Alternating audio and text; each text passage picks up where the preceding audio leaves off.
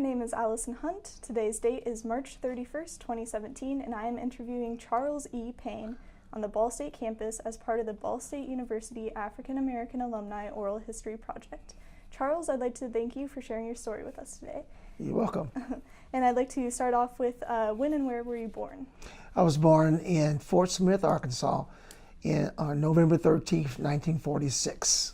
And what did your parents do? My mother was a librarian at Crispus High School in Annapolis, Indiana, and my father ended his career as a sixth grade teacher in the Annapolis Public Schools in Annapolis, Indiana. So at what time did you move from Arkansas to Indianapolis? I moved from Arkansas to Indianapolis in January of 1947. So do you remember Arkansas at all? Yes, because that's my mother's home, and went there and visited every summer until I was probably age 14. Okay, so that was a military area, right? Well, Fort Smith was actually the fort that was established for the Western soldiers, primarily were the Buffalo soldiers. And my mother's family, at the end of doing slavery and the end of slavery, were horse trainers, and they needed horse trainers in Fort Smith, the brand new fort that opened up right after the Civil War. And so they moved from Lake Charles, Louisiana, to Fort Smith, Arkansas, in probably about 1867, 1868. So when you went back there during the summers, did you feel like a part of the community there? Yes, I did, because that had been my mother's family's home for many, many decades. And I went there and spent the summer with my grandmother and all my cousins from all over the country. So was that area still under segregation? Oh yes, very much so. In fact, that was from Indianapolis, growing up in Indianapolis, that was my first real taste of segregation. In particular, my cousins that were from Arkansas and from East Texas, in St. Louis. My first thing was when we went to the movies, that I had to sit up in the balcony in the colored section. That was difficult. It was different. So was it kind of a culture shock going back there? It's very much of a culture shock, because even though Indianapolis had their presidents, they didn't have any segregated laws, because it was in the North. So it was different, yes. Okay, when you were in Indianapolis, what did you like to do for fun? Well, basically, I was very fortunate that I had several friends that were the same age, and spent a lot of time riding our bikes, exploring, being involved in Cub Scouts and Boy Scouts. And so it was, particularly in the summers, because I carried a newspaper, so we were out at 5 o'clock in the morning, and we didn't come back until 8, 9, 10 at night. So we like really being outside. Did you find in Indianapolis that even though it wasn't formally segregated, there were still areas that you didn't Oh feel yes, in comfortable? fact, the area where my parents lived was an area in Indianapolis that was basically segregated from the early 1900s, basically probably into the 1970s. Okay. Could you just clarify the names and maiden names of your parents and siblings? Okay, my father, Wilbur Mitchell Payne Jr., was originally his family's from Lexington, Kentucky, but he grew up in Indianapolis, Indiana.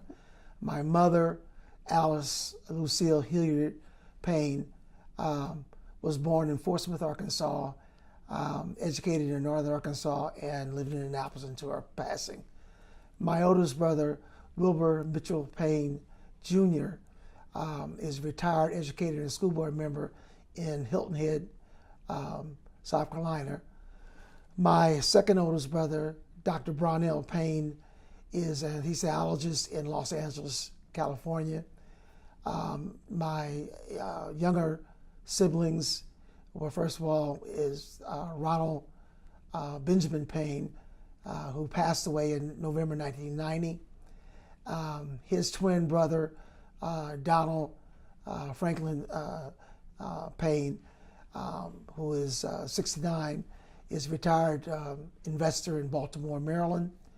And the youngest is my sister, also Lucille Payne, who lives in Danville, Illinois, a retired middle school principal and administrator, and she is 68 years old.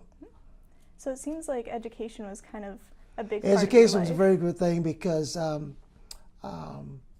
we were third generation college, and on my mother's side particularly, they were some of the first former slaves to go to college in the late 1860s. Wow. So during your elementary and middle school, high school, did you feel like it was expected that you'd go to college? There was no question about it from as long as I can remember. In fact, I didn't want to do anything else but go to college. So that was an absolute among myself and my siblings that education was the thing, and particularly to my mother, because being a librarian, reading from a very early age was very, very important. Where did you go to elementary and middle school? I went to IPS, Indianapolis Public Schools, number 43. It was located at 40th and Capitol Avenue in Indianapolis. Okay, and that was grades K through 8. Okay. While you were in Indianapolis, were you involved in religion at all? Oh, yes. My family was involved in the only black Disciples of Christ church in Indianapolis. And so that's Disciples of Christ is very strong in Indiana, but we were the only black congregation in Indianapolis. Do you remember the name of that church? Yes, Christian Church, and then it is now known as the Light of the World Church. Was that a big part of your life? Major part of life, from attending church from a very young age, being involved in youth activities. It was the site for as in high school when I was in Explorer Scout and youth groups. So it was extremely, anywhere from probably sometimes 2 to 3 days a week we're at the church. So you went to high school at Shortridge High School in Indianapolis. Yes. And you listed that it was a college preparatory school? Yeah, it was college prep. And probably of my class of 600, it was a large high school, I'd say 85% went to college. And of the males, the rest went to the military. Wow. While you were there, what made you become interested in social studies? Well, I was always loved history, very much so. And so history and religion, and Shortridge was extremely unique among most high schools in the country due to the fact they emphasized the academic, and it was the preeminent high school in the whole area, and actually the first high school in Indianapolis. And they also had a tremendous art program, and I was also part of that program too. What did you do in the arts? I was primarily an acrylic painter and sculpture. During your time at Shortridge High School, did you start to lean towards Ball State at all? Not really until almost probably early in my senior year, because at first I wanted my first choice was go to Bradley University in Peoria, Illinois, and they had a real strong school of religion and architecture. So I was leaning there, and also University of Cincinnati for the same type of thing. So I was torn between, I wasn't even really thinking about education. I was more toward architecture or divinity. So what finally made the change to social studies? When I got here at Ball State, and I knew some other people who had gone here earlier, and I knew Ball State School of Education was considered to be one of the best in the country. And so that made me lean to it. Even though my parents were educators, they never pushed me to go into field education. But when I got here to Ball State and saw how strong their school of education was, it kind of pushed me in that direction. Do you remember what year you graduated from high school? I graduated in 1964. So you attended Ball State during a pretty turbulent time in the 60s. Well, it really wasn't that bad at first because I got here in the early 60s. And in the early 1960, when I got here in 1964, it still hadn't, the 60s really hadn't started pushing yet, you know. And so my first 2 years here, it really wasn't that. And at that time, Ball State, even though he was in Muncie, and Muncie had its real racial problems, but being north of the river, Ball State was kind of like an isolated place. Even though they were when I got here, there was probably no more than 400, maybe 500, blacks that were going to school here, and so it was kind of isolated here. So really, my first couple, we really didn't start seeing some of the protests on college campuses until my junior and senior year here. So could you explain a little bit more about what the racial problems were during the time in Muncie? Mainly because the Afro-American population in Muncie was isolated south of the river. And there were some Afro-Americans here in Muncie that had the good jobs at Broadwater, which was the big boy here, and a few other places. And also some got jobs in Anderson at the plants there. So economically, a lot of the blacks here were doing fairly decent, but there were some areas that were pretty tough here in Muncie. But as a student, even as an African-American student, we really didn't get involved in much in the city because we were basically told, you don't go south of the river. You stayed on campus. But the only time we had to go on campus when we had to, when my fraternity, and those who wanted to be in my fraternity wanted to have parties because they wouldn't let us have any parties at the student union. Yeah, so we just went to off campus and did things. But other than that, no. We knew about some people who went to school here from Muncie who were black, but they just told us, just stay north of the river. And we did. So you really weren't part of the greater black community? No. There were a few of my friends that were, but most of us who were not from Muncie really didn't have much. It was, because we were told to stay away. It was just the black community didn't care too much for the black students here on campus. Yeah. So what was that divide about? Between the black community and the black people on campus, the students? I saw very, very, very, very little interaction between the black community and the Muncie. There were there was some interaction with the black Muncie citizens who were college graduates and so forth. They spent time on campus with us, but other than that, no. There was no socialization outside of campus. Did you continue to attend church while you were here? Yes, I did. And, I was one of the unusual ones. I went to a couple white churches right here in campus. But most of the black population here just didn't, they had their own little church sessions in the dormitories and so forth. And so really it wasn't a whole lot of religious involvement for black students here on Muncie's campus, no. Okay. So I would like to go back to, you mentioned your fraternity just a little bit. Right. So you were one of the founding members of Omega Psi Phi. Yes, I was. What it was, when I came here in the fall of 1964, Ball State only allowed one black fraternity and one black sorority on this campus. I mean, it was the policy.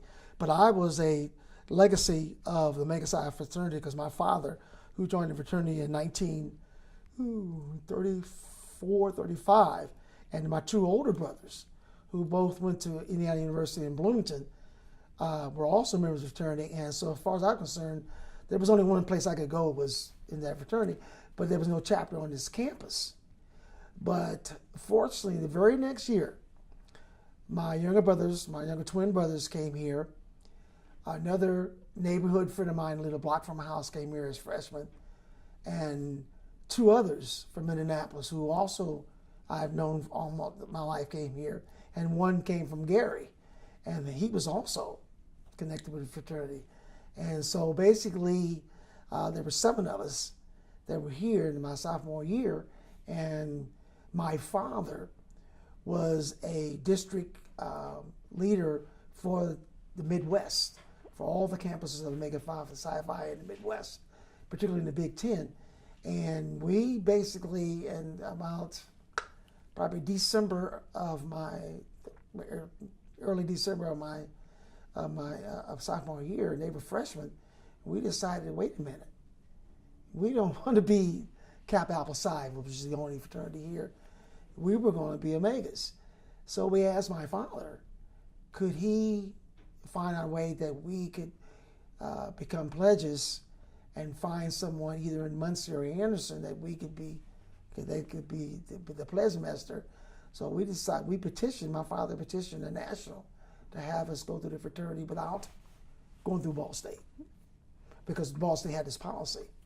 And basically, we got into the fraternity in January 1967. We played for a long time because we had to go off. By then, my younger brother, one of the twins, Ronald, was one of the first African American to be on the student council, and so he was on the student council. But my fraternity was not part of the panel, because we weren't allowed to be on campus. By that time, the Civil Rights Act of 1965 had passed.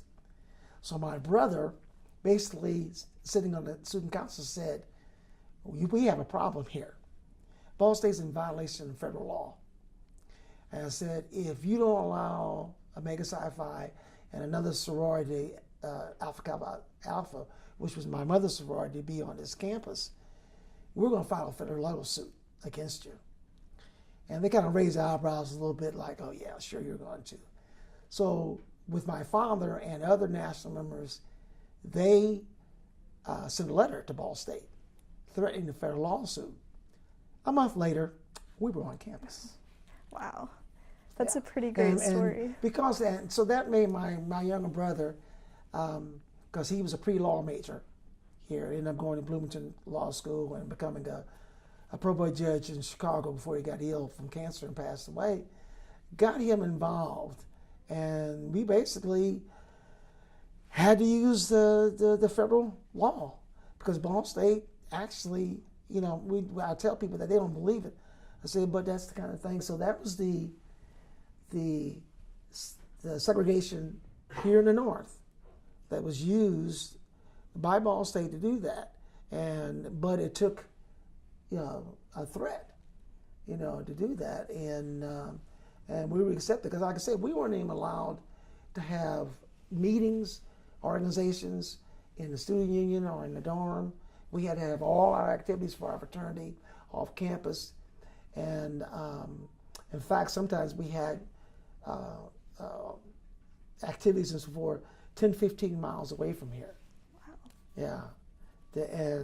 But after that, we had no problem. Yeah. So you mentioned there were 7 other people that you founded with. Yes. Do you remember their names?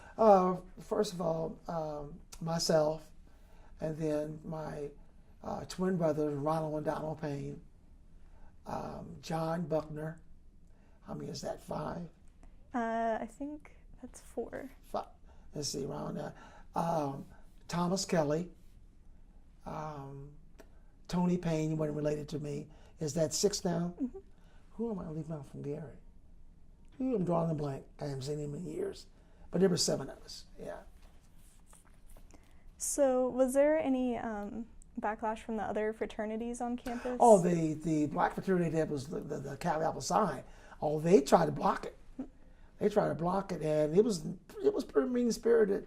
And they were even telling other blacks on campus not to go to our activities. And so, but it was black because most of the Kappa Alpha Psi, which was founded in Bloomington, Indiana, were from Lake County, the Gary region. And they already had a thing about many of us from Indianapolis, because, that was the clash between blacks from the region and then blacks from Indianapolis. So they were already negative toward us anyway. But they made attempts. I mean, they actually went to the president of the university to try to block us, keep us off campus. And that was President Emmons, right? Yes. Yes. Okay. What was the difference between people from the region and from Indianapolis? Well, you understand, if you know anything about the region, Gary, the region is different. You know, the region has always been treated as different from the rest of Indiana anyway. It's like it's part of Chicago. And the blacks from the region were families that worked in the mills and so forth and did very well. A lot of them were first generation going to college. And it was just a difference. Even white students from the region were different than the rest of Indiana, because they'd always, even today, the region is still treated differently than the rest of Indiana, it's like Indianapolis is. So it was just the background of many of the blacks from Indianapolis and Gary were just different. They were different, yes. In particular, the ones from Indianapolis, particularly the 7 of us, we all grew up on the north side of Indianapolis. Didn't really deal with a lot of segregation compared like they did in Gary, you know. And we always saw the Gary people, even though I had relatives in Gary, and as a region as being hard, tough, you know. So we had conflicts, but once we got on campus and we were on campus, that tension eased. It went away. And we didn't have real conflicts. So what was the difference between the two fraternities, not the people? Basically, other than the fact that they were both two of the original black fraternities in the country. My fraternity, Omega Psi Phi, was established in 1911 at Howard University in Washington, D.C., which was the preeminent black school university in the country. And then in 1912, down in IU, which is unique, that's where the Kappa started. So other than just starting different places in a different year, we're very, very similar. In fact, except for my fraternity, and I still have classes with friends of mine that are Kappas today, we were more service-oriented.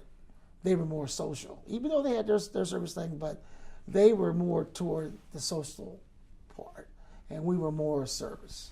That's the big difference. What types of service did you do? Anything, community service, everything from working with young people, working with homeless, and pushing for civil rights for blacks in this country. You name it, that was part of it. Was that just mostly in the Muncie area? Yeah, when we were pledging, that's one thing we did. We did it in Muncie and Anderson, but that helped us know the black population more in Muncie by giving service, because around campus there were no blacks living around this area, and that was zero. There were a few blacks that lived north of campus, but most lived to the south. So it allowed us to get some involvement with the Muncie community. So I did help. That helped. What kinds of civil rights organizing did you do as part of the fraternity? Well, basically the main thing here was to any black student at that time, remember you had to be 21 to vote. So, and that was a big push to get anyone who was 21 to vote, to be here on campus, to push toward making the blacks on campus a part of the thing. Because when I got here, I just really didn't see much involvement by black students on campus other than going to class. And so that was something that when my brothers and friends came here the next year, we just kind of thought, wait a minute, the blacks are not involved very much on campus. We need to get involved, especially my younger brother, Ronald, because that was going to be his thing. And we pushed for that here on campus too. Yeah. And sometimes my brother did it in a very forceful way, and because that was when, in about 1965, 66, is when the rumblings around the country started with the changes, particularly the Vietnam War. That's when things started, and that's when students began to get, even conservative Ball State, because things were happening at University of Wisconsin, Michigan State, Michigan, Illinois on campus, even Bloomington. So it kind of got here too, here at Muncie during the late 60s. What types of protests and organizing did you see? Mainly at first it was just being involved in, like my brother involved in the student council, getting rid of that segregated, only one, black fraternity or sorority on campus. Just trying to be involved and because Ball State didn't have a lot of the physical protests on campus like we saw in around the place. So there really wasn't any violent or huge gatherings, but particularly my brother Ronald, he did a little protesting, not a whole lot, but it wasn't major. Ball State wasn't a radical place. Right. So what sort of events and social things did your fraternity do? Well, socially, first of all, of course, the fraternity parties and gatherings and the parties for Rush and so forth, getting people in the fraternity and trying to get involved with the service fraternity, because I was a member of the Ball State Service Fraternity at that time too, and so, but the fraternity really was the social things primarily. That was it.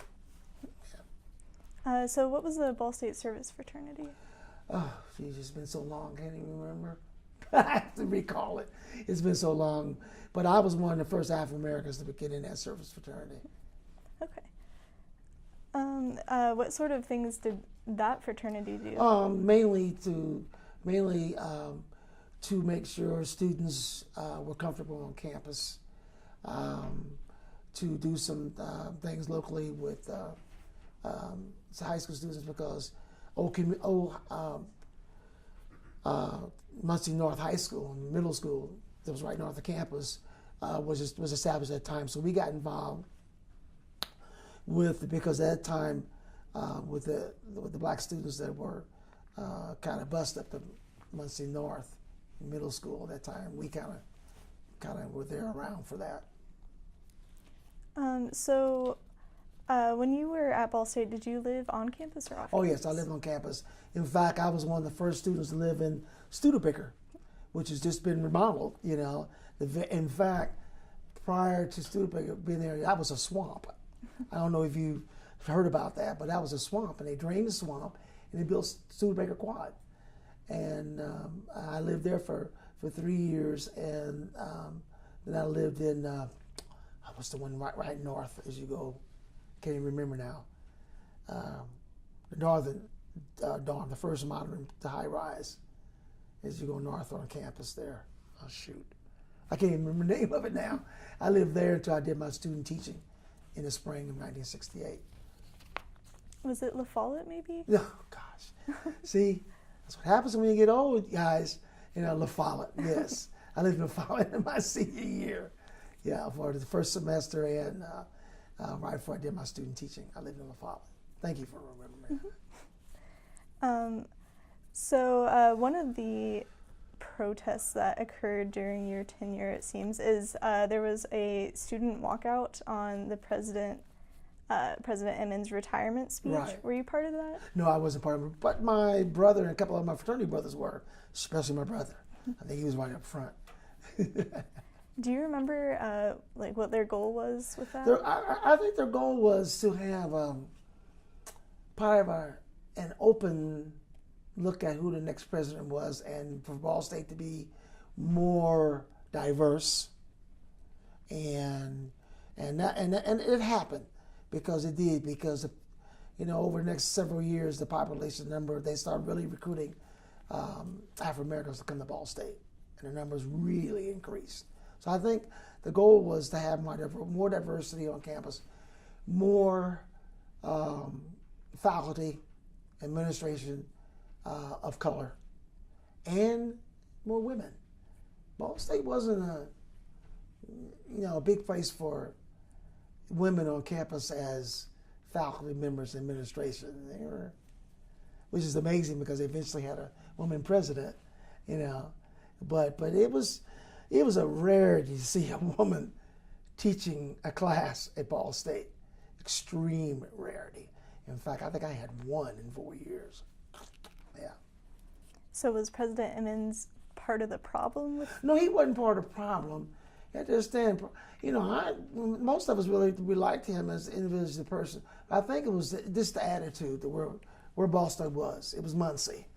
It was Muncie, you know, so the school was kind of like that too. So, no, I don't think he was really the problem. No, I don't think so. I think he was just, as president, he was under pressure from, you know, alumni and board of trustees to not really push it. Yeah, so I don't think it was him personally, no. Do you remember what the values were of Omega Psi Phi? Service, fraternity, and brotherhood. Yeah, and those are things we really pushed, and particularly as you graduated and you went on in your life. And like my oldest brother, to this day, I mean, that is his thing. A lot of service, a lot of brotherhood, scholarship, so forth. And like I said, in particular scholarship. Scholarship was very, very big. Yeah, really pushed the scholarship, yes. So did that impact your time here? Oh yes, very much so.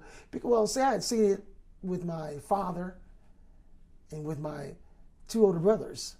So it was just part of what I was going to be involved in, you know. I was going to be in the fraternity no matter what. I mean, so even if I had to become a member of the fraternity, some, you know, else working with the graduate chapters, I was going to, yes. Did you ever experience any racism or discrimination here? Well, not openly, but I will say this. When I came here as a freshman, and my parents, because we had two older brothers already off in school and so forth, they dropped me off at the dorm ahead of time, kissed me goodbye, and I was there early, and then I was in the room, got my assignment, didn't have any idea who my roommate was. And I was in the room, and I had the door open because they told us to leave your doors open and Studebaker was the first co-ed dorm on campus anyway. But anyway, in walked, evidently it was my roommate and his family, and they were white, and they were from Connersville, Indiana, southeast Indiana, which had its reputation for segregation, but there were blacks that lived there. And they walked in, they kind of stopped at the door. I was sitting on the bed, and, you know, hey. And see, it didn't bother me because going to Shortridge and living on the north side of Indianapolis, we were in an integrated high school. See, and so it didn't bother me. And I grew up on the north side. My parents were middle class, and so I had white friends, you know, from grade school to high school. Some of my closest friends, their religious background were Jewish, and so forth. So I didn't care who it was, you know. But I think they kind of were taken aback. But their son stepped up, shook my hand, and we remained friends. He's a retired athletic director at Connersville High School.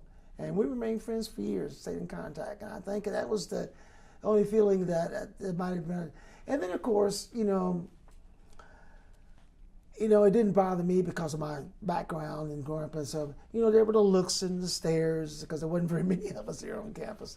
But, you know, I didn't look because I saw myself as a student who was trying to get a higher education, and I didn't take time. And due to the fact that I didn't go south of the river, so I didn't have to encounter any really overt segregation or prejudice in Muncie, which, as I'm telling you, was known for it. So I didn't go in areas where I was going to have to worry about anyway. And even on campus, I stayed right in this area with the stores right around here. And so I didn't go very far. And I wasn't one that, I stayed here on weekends because Ball State was known as a suitcase college. People would go home on weekends, and this place was like a ghost town. And people, but I didn't. I stayed here. In fact, I didn't go home. I was only 17. I wasn't even 18 yet. I didn't go home until Thanksgiving break, my freshman year, Christmas, and spring break. And I was that way for probably my first 3 years here. I just did not know. So I didn't really deal with that because my parents always instilled in us, you're an American, a citizen, you have a right to go to college like anybody else. We know what we are. We can look at the difference in our skin color. We know we're black. And so no one had to tell me you were different because you're black, because I knew it anyway. And I knew from my parents, who both grew up in this, knew about segregation and so forth, particularly my mother, and I knew about it being young, going down to Fort Smith, Arkansas, going to places in Alabama, Mississippi, and I knew how it was. And so here on campus, I didn't take time for that. First of all, I didn't have time. I had enough time just going to class and adjusting and being away from home, and especially my freshman year, celebrating not living with my twin brothers, who I lived with for 16 years. So that in itself made it a lot easier. So I didn't think about it. Yeah. Do you remember your roommate's name? William Farr, F-A-R-R. That was my first. And then at the second year, I had an exchange student from Venezuela for 2 years. Yeah, his family was a big business people in Venezuela, and I haven't heard about him probably in 20 years. So that was unique too, having a roommate from Venezuela. Yeah. Do you remember his name? Oh, Carlos. Ooh, I can't remember his last name. Oh, that's okay. So what was it like having to room with someone from a totally different culture? Oh, that was great because even though I had read about Venezuela, but it was different because, and he was fluent in English anyway and Spanish, so that was good too. And he was kind of like here on campus because there weren't very many Spanish-speaking students here, maybe 15 or 20. So he was able to do some things, and he introduced me to a few Spanish students here too. So he was unique, and he was an upper class from Venezuela that hiring, so and nothing bothered him, and he was one of those that he was bold. I mean, if someone because he was really Hispanic looking, and someone in the cafeteria may be looking at him who he was different, he would go, "What are you looking at? What's different about me?" So he was tough. He was tough. Yeah. Did rooming with him influence you at all? Yes, influenced me too, because that knowing that there were different cultures, around the world, and that's when I started thinking, we're so isolated here in this country, and we need to be more worldly.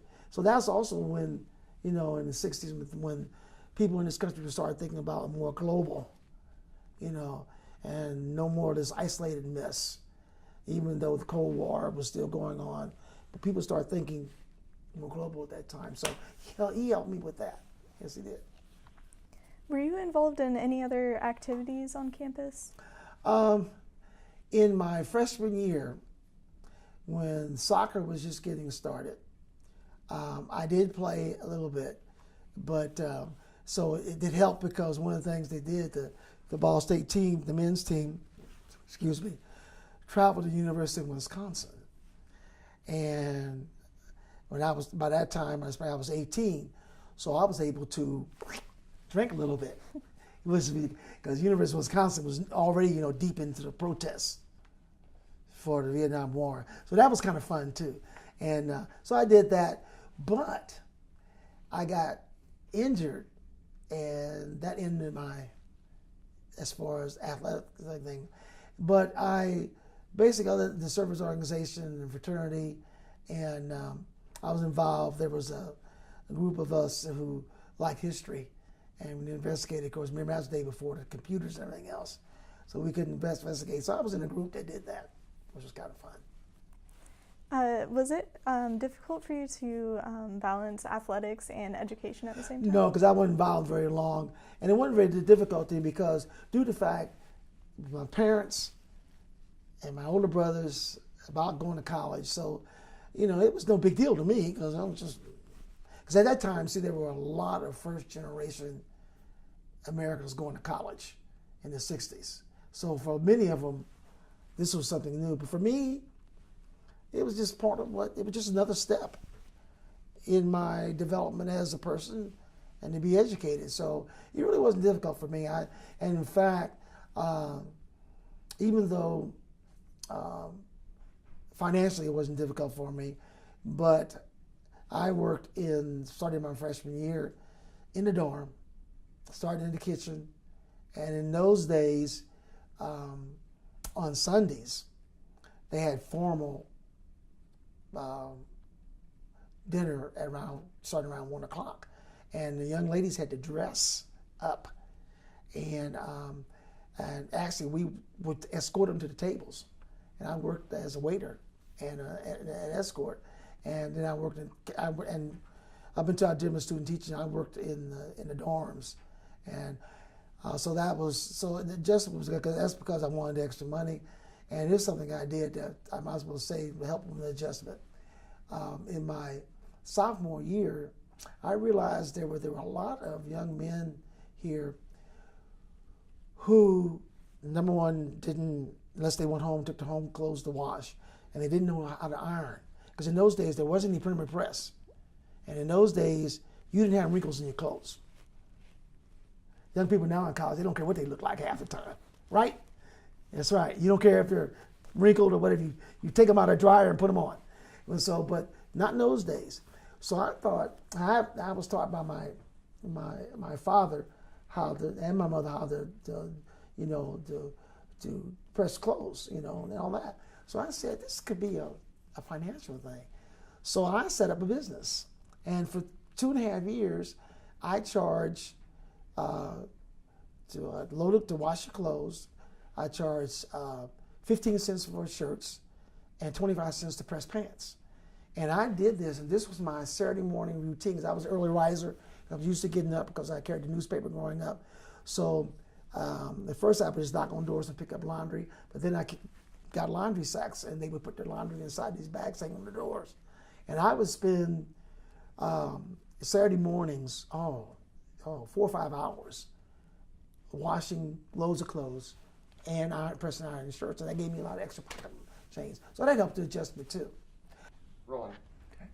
Were you involved with the Black Student Association at all? I wasn't as much, kind of on the outside, but my twin brothers and a couple of others, they were very much involved, especially my brother. I wasn't. That's just, even though both my parents were very political back in Indianapolis, I really didn't get involved. And the group was so small then, it was just getting rolling. We really didn't have much influence here on campus.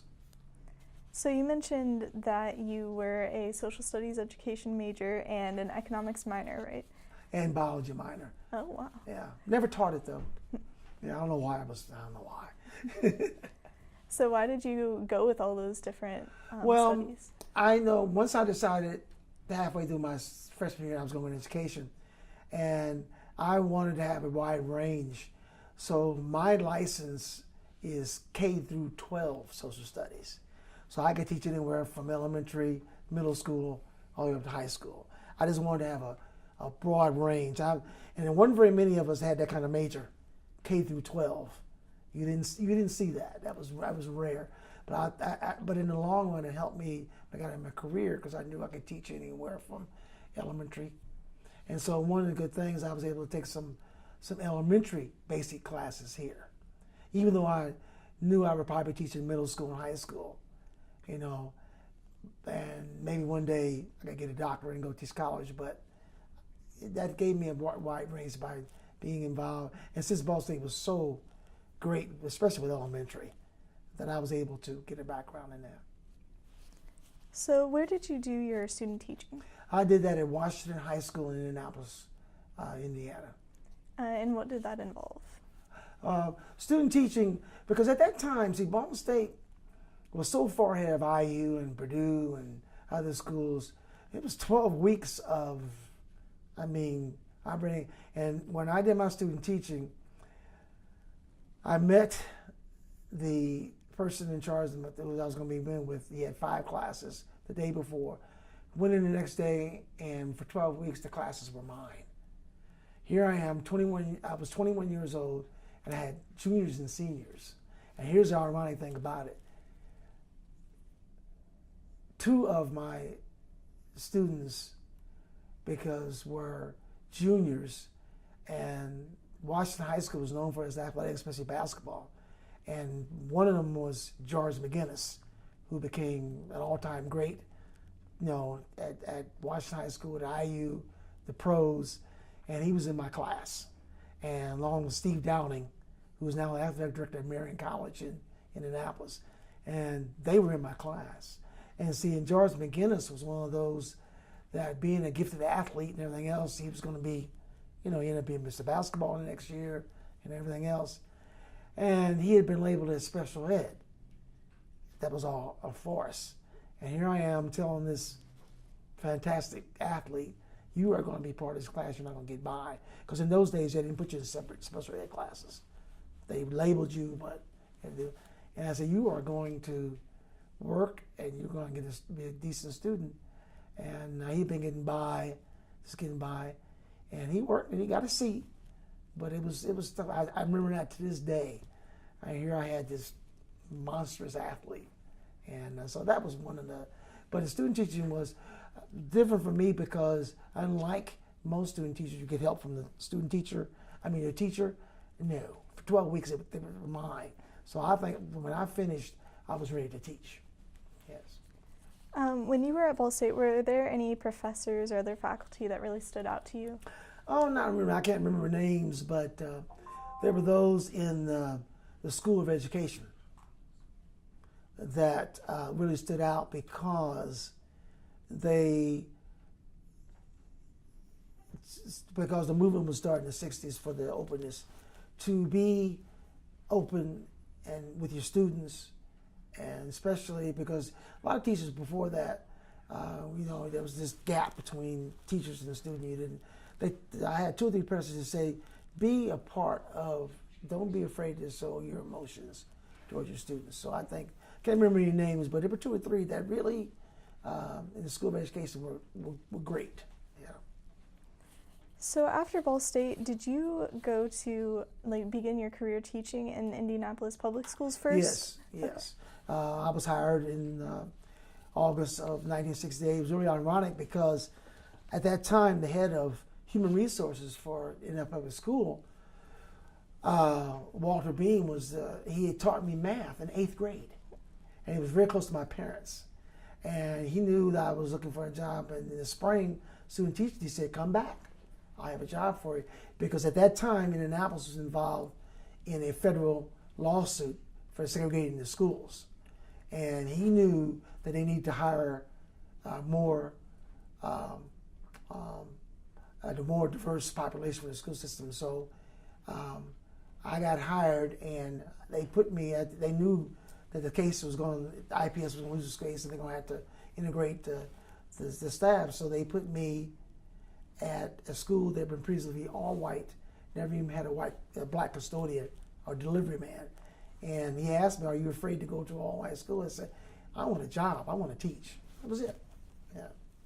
So you graduated from Ball State in 1968. Was that job in 1968 as well? Yes, I was hired that very summer. Right. And do you remember which school that was? That was in IPS school number 103 on the far east side of Indianapolis. So what was your job there specifically? I was hired to teach 7th and 8th grade social studies. Yeah. Did you stay there long? I was there for 4 years, along with my first. See, that was a real fast-growing area of Indianapolis, and we had a lot. And Fort Harrison, the Army base, was there, and there were a lot of this. So they were really desperate to hire teachers. And in fact, my first year on the staff, there were, I think, 22 or 23 teachers, and 10 of us were first-year teachers, 21 and 22 years old, single. So that was fun too. So when did you decide to go to IUPUI for grad school? At that time, it was required that you get a master's. So I started it the following fall, in the fall of 1969, to get my master's at IUPUI. Long before it looked like it does now. Yeah, it was. They didn't even have a campus. They had a couple of buildings. That was it. So what did you study specifically there? My master's was in secondary education, social studies, with a special attachment for special ed. For some reason, I was interested in special ed. Even though I wasn't going to be a special ed teacher, I just wanted to understand, because that's when special education was starting on its rise. Money from the federal government, laws have been passed saying that you have to have special ed in your building. So I did that. I got, like I said, master's, in secondary ed, but with special ed and special ed. So at IUPUI, you were still teaching at the time. So how did that work? Yeah. In fact, before I finished my master's, I had left 103, went to school in the south side of Indianapolis, and I was also involved in coaching at a girls basketball. So, and I had gotten married, so I was teaching all day. I was married. I was going to IPUI. I worked part-time at Sears and part-time at McDonald's. Wow. All at the same time for about 3 years. That was hectic, right? I bet. What's the name of your wife? My present wife, my first wife, name was Joanne. We were married in 1969, and we divorced in 1981. I remarried again in 1983, and been married ever since. I'm 33 years, and my wife is Karen, with a K.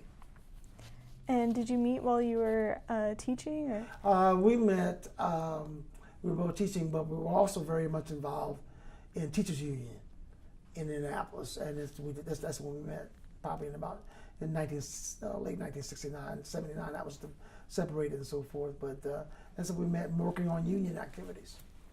What sort of union activities were you involved in? Well, the Indianapolis Education Association was an arm of the Indiana State Teachers Association, which represented teachers throughout school districts around Indiana.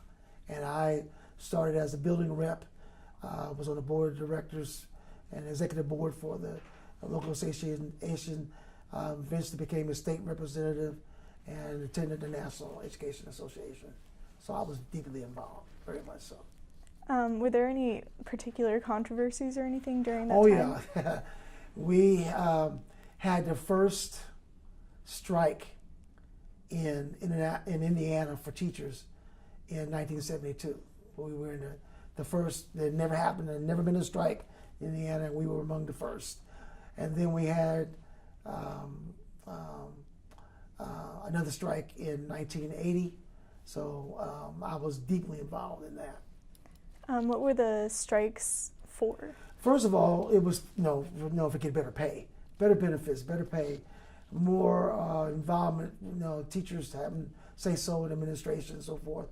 It's basically because the state of Indiana finally allowed teachers to have contracts, unions. In my first year of teaching, I got involved, and it was just part of it.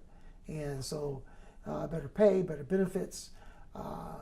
Better things for children, better improvements in buildings, and I just thought such a thing and I was that way throughout my entire 37-year career. And it looks like you moved around to several schools within Yes. IPS. Yeah, like I said, I started at 103, and then they opened up a new middle school on the south side of Indianapolis. I was there for 4 years. Then they closed it, and because it was just an experiment. I went to high school right up the street, and like I said, I was coaching and teaching social studies. And then they closed that building because it was an older building, and so I went to the west side of Indianapolis, back to where I did my student teaching in Washington High School. And then I coached there, girls basketball, and I stopped coaching, and then I needed something different. and they had opened they had closed Shortridge as a high school, and reopened it as a middle school, a magnet school, academic. And it was also where they first started doing computers, and I wanted to get involved in that. So I went there for 4 years, and stayed there and got involved in computers.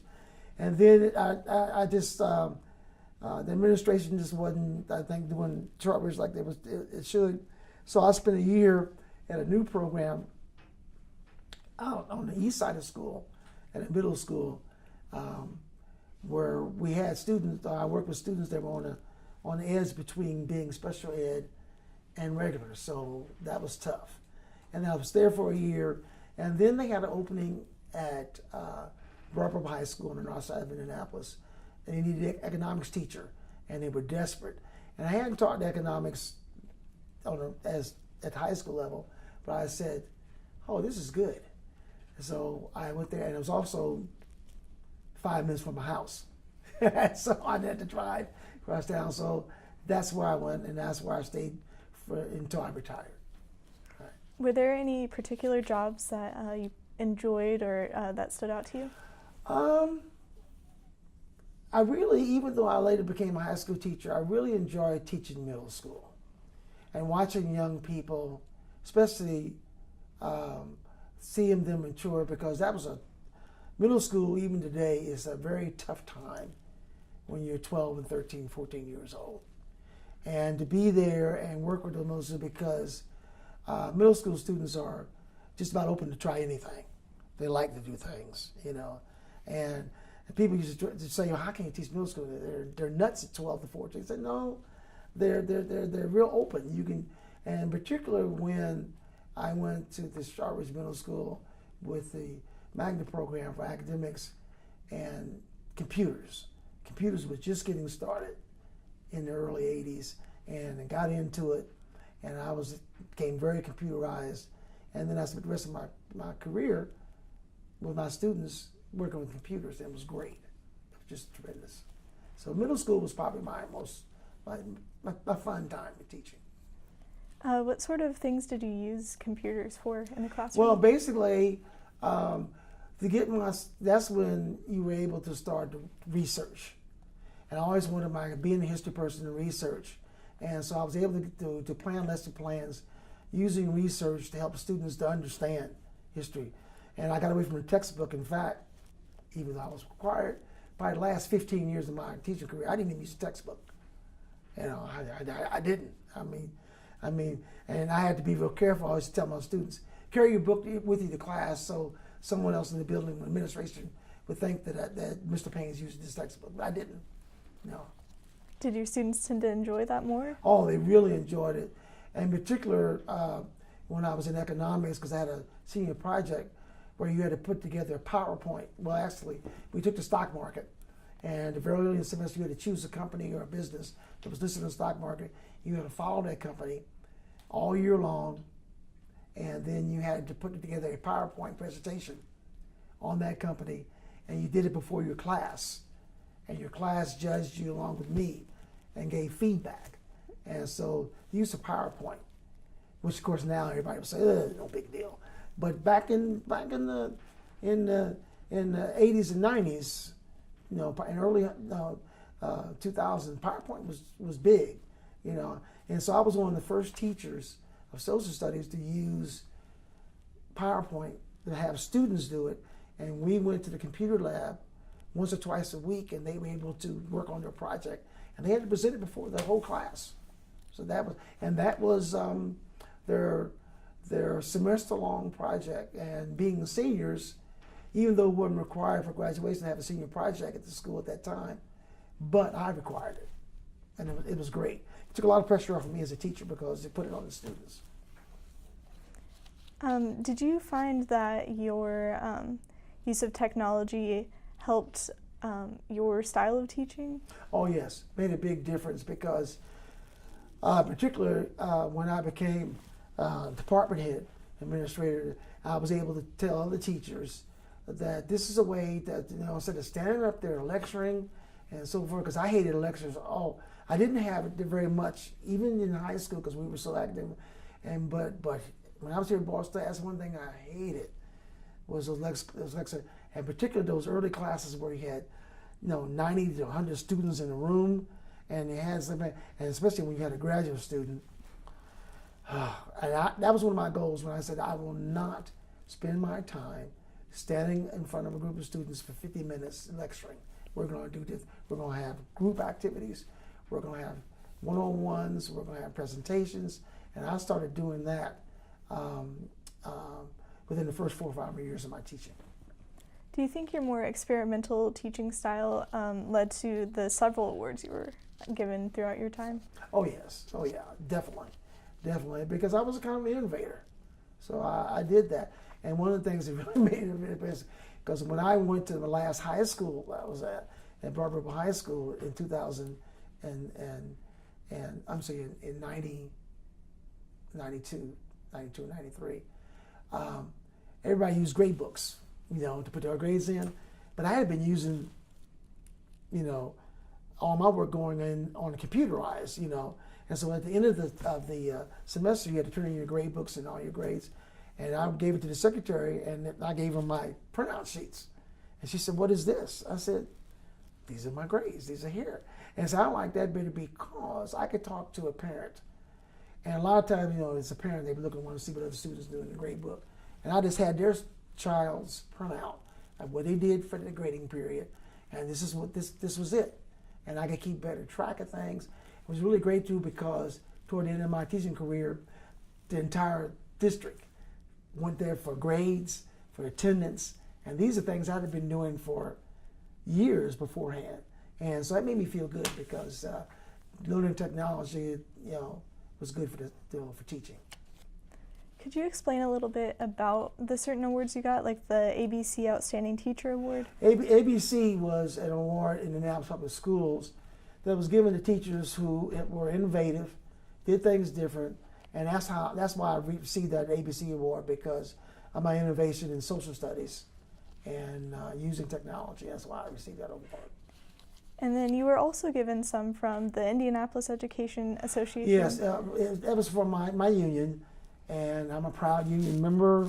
I'm still as a retired member, and I was given that for the fact that my work in the union, urging teachers to be involved, take care of their rights, do things more for children, and so that's why I was given that award. And also from the Indiana State Teachers Association? Yeah, same thing. I was a representative for schools. I was on the executive board for the Indiana State Teachers Association. So it's just one for my work, I guess. Yeah. And then one from the National Education Association. Same type of thing. I was a long-time delegate.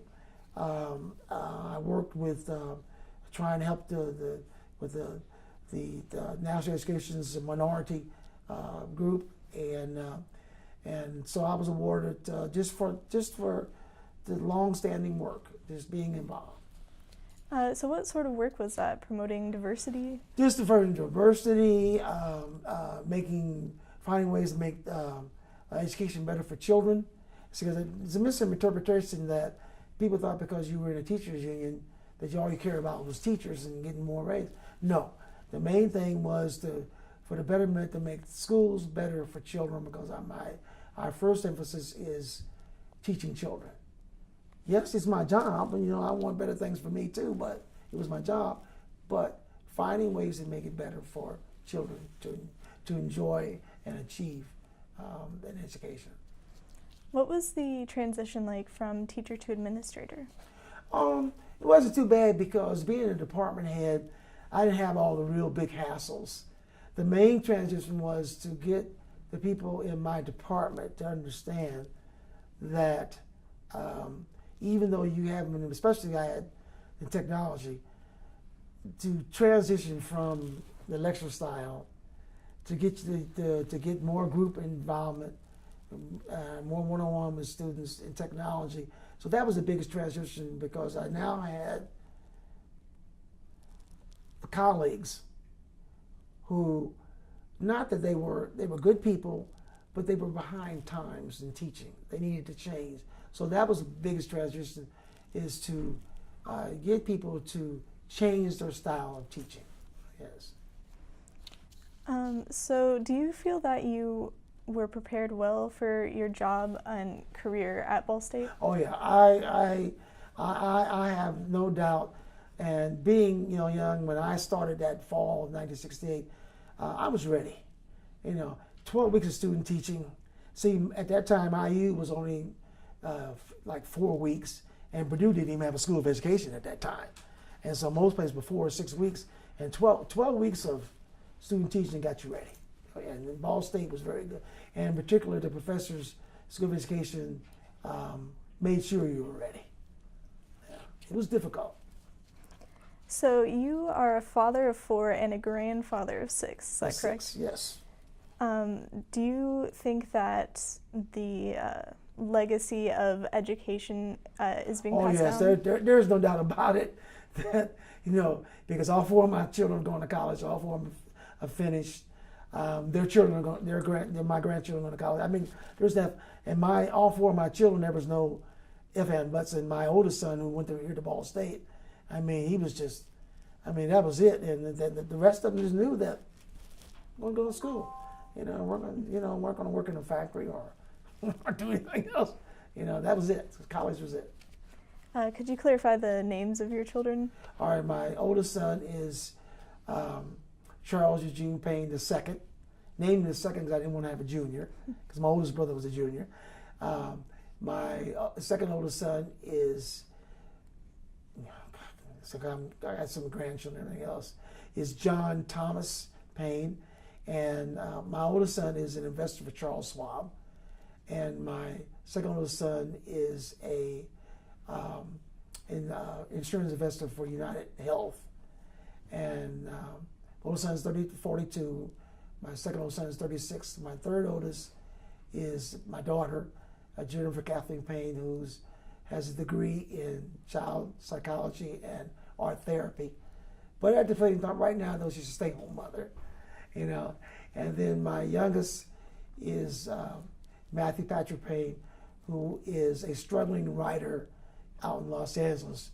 He has a degree in writing from Columbia University in Chicago, and he's been poor as a church mouse for the last 5 or 7 years, trying to make it. So those are my 4 children. As we sort of come to the close of the interview, is there anything else that you'd like to add that we didn't really touch on? Mainly is that, number one, I enjoyed my 4 years at Ball State immensely.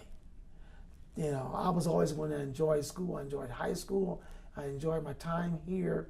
It was a great experience, and I'm proud to see how Ball State has progressed, especially numbers-wise. There's about 8,200 here when I was in school. And now I've seen, what has happened. One of my best friends' son attended here. He was one of the first graduates of the School of Architecture. I watched the buildings, but to still see this building, an administration building, and a student union, you still come here on this campus and still makes you feel like I'm a big follower of Ball State sports, everything. I'm impressed. I've been to Emma's Auditorium for shows and talks and so forth. And I'm really pleased at what the school has done. And so I would say, more than anything else, I'm proud of being a graduate of Ball State University.